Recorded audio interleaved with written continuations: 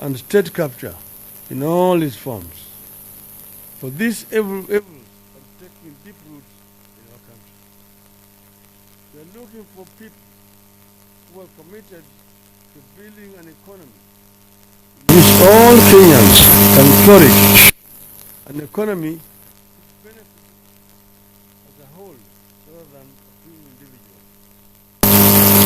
In this exercise, we must confront a few realities, including the fact that some of our members and leaders are not as active in their communities and branches as they should be.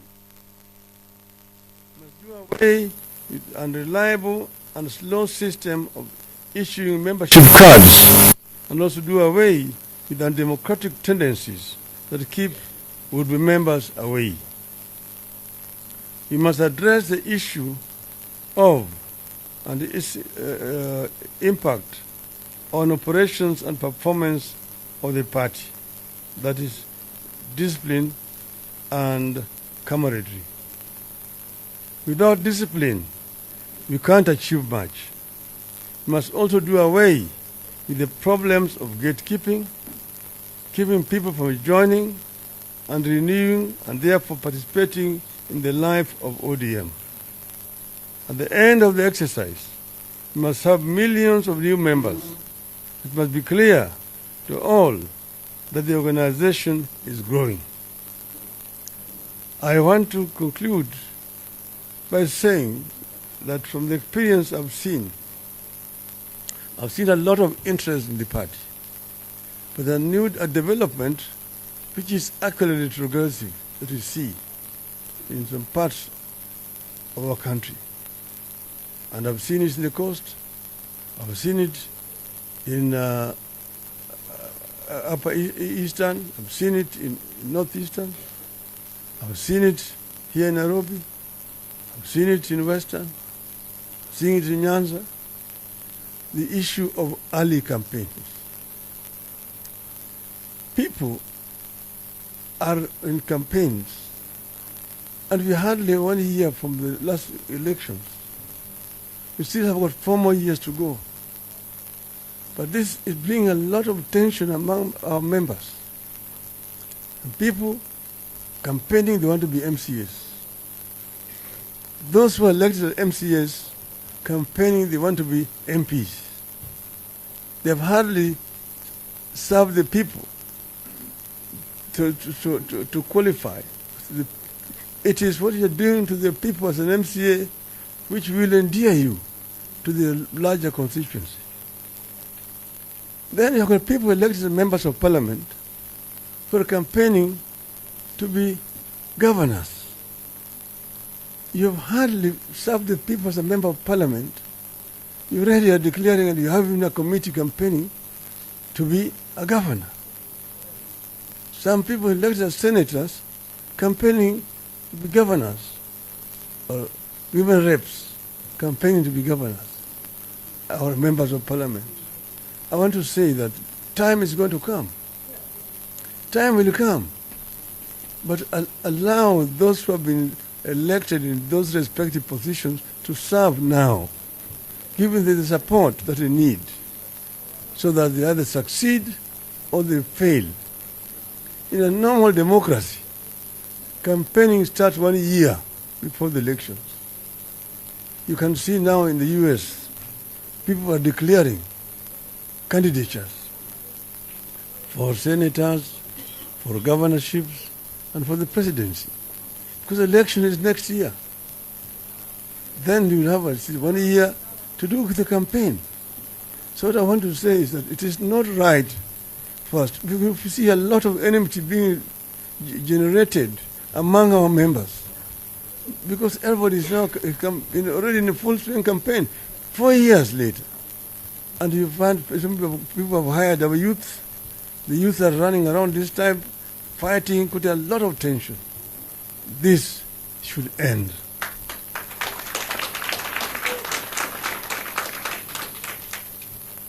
So I think basically that's what I wanted to say here. I want to listen to those paparazzi. Kuna swali?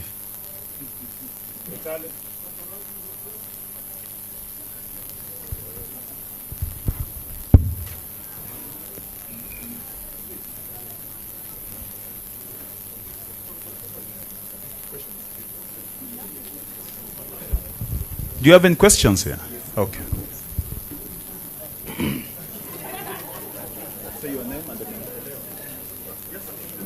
Your Excellency, Apollo TV 47. There's the issue of other leaders from other political parties who are campaigning in ODM areas. What's your take on that? Number two, there is the issue of discipline in the party, and especially the rebels. Some of them have been appealing to you to reconsider the decision to do with expulsion. What's your take? Thank you. Well, we cannot really control members of other political parties campaigning in our regions, because we live in a democracy. They are very much welcome, except what I've just said now, that it is too premature for people to begin campaigning across board. This applies across board because it generates a lot of tension. You divert people's attentions and energy from productive work. So my advice to them would be also bid your time. Time for campaigning is going to come.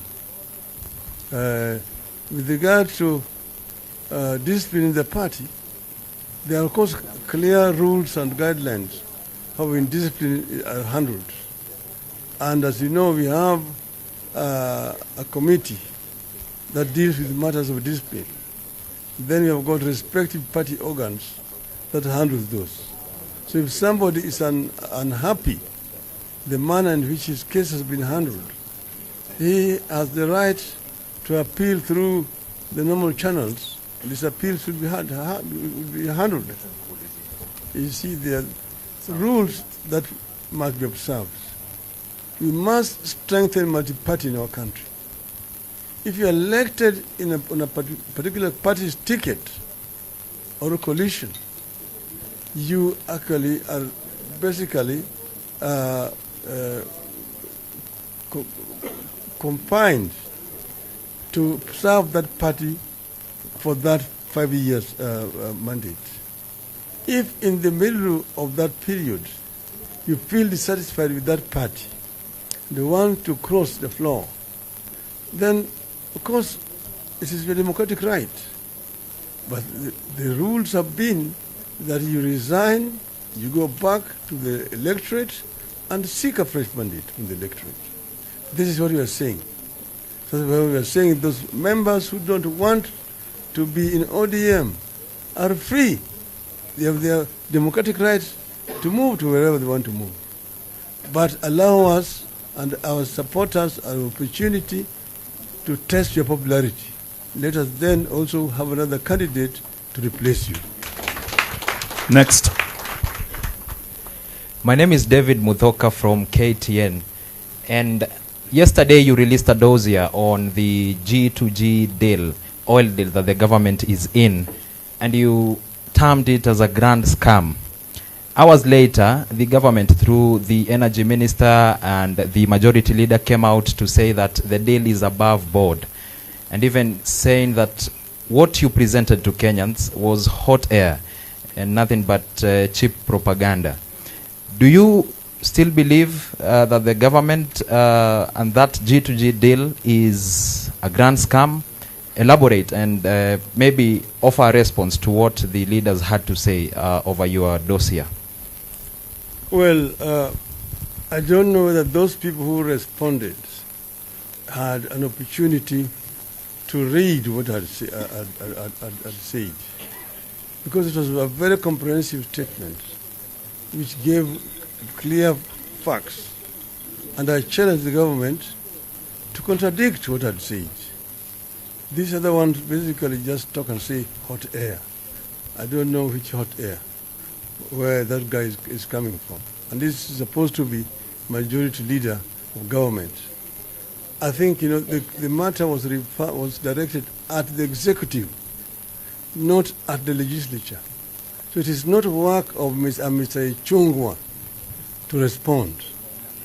I directed it to specific people. But be that as it may, we'll show him some political etiquette. The issues are raised, and they're still valid.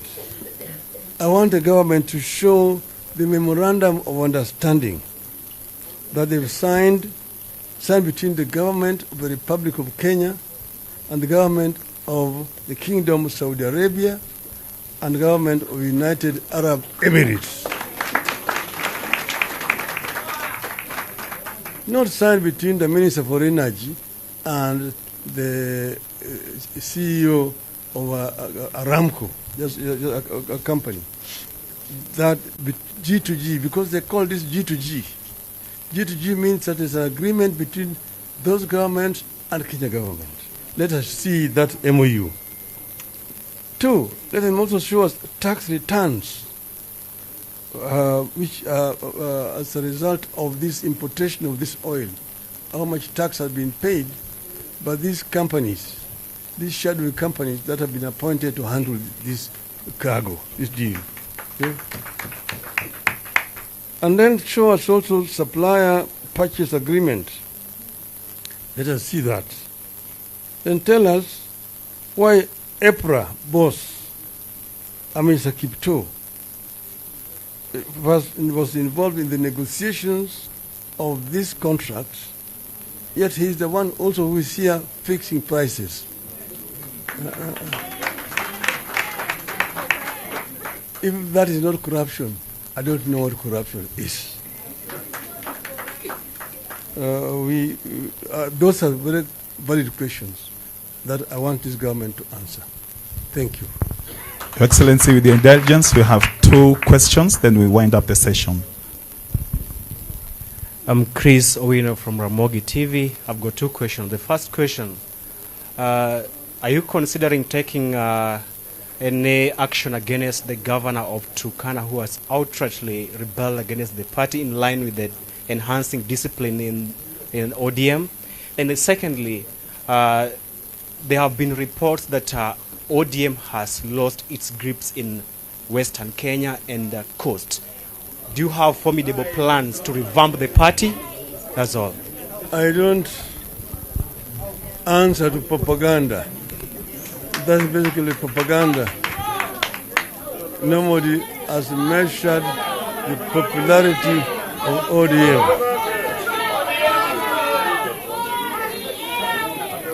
That's you've seen that.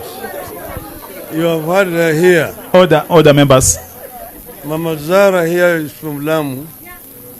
She's actually told me that our competitor has been to Lamu 5 times since elections, but the ground has not changed. But we will go back to Lamu. We are going to go back, and I will invite you to accompany me when I go to Lamu and see how I'm going to be received in Lamu. Secondly, I mean, it will be very unfair of me to begin to discuss a governor here when he's not present. That is not right at all. Those are internal issues that are dealt with. There are organs within the party to deal with those issues. So if Mr. Jeremiah has issues, he will deal with the party organs, not me. I have nothing against Mr. Lemurkel, but of course he misbehaved, and there are proper organs that will deal with those issues, not here. Okay. Thank you very much. I think members of the media, you can leave. We'll call you back again for resolutions after the session. Thank you very much. Back to Chairman.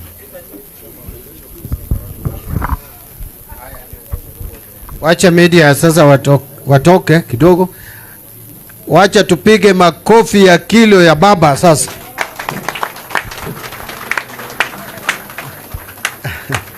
Asanteni sana. Thank you. We can sit. Kindly, Etale, ask the media to leave because we want to wind up the meeting. We want to conclude the meeting very quickly because I can see it's 1:15.